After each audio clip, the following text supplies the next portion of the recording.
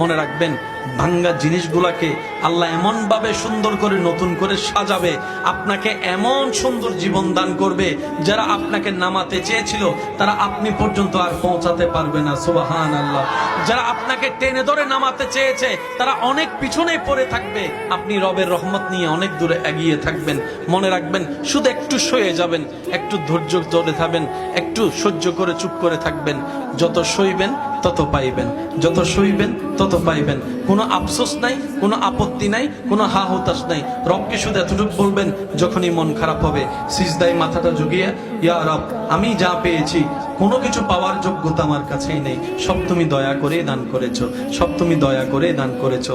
একটা জিনিস পাওয়ার যোগ্যতা আমার নাই, এই চোখ পাওয়ার মতো যোগ্যতা আমার কাছে নেই, এই কান শোনার মতো কান আমার কাছে নেই। আল্লাহ, কোনো কিছুরই পাওয়ার যোগ্যতা নাই, তুমি দয়া করে দেখার জন্য দুইটা চোখ দিয়েছো, তোমার দরবারে শুকরিয়া।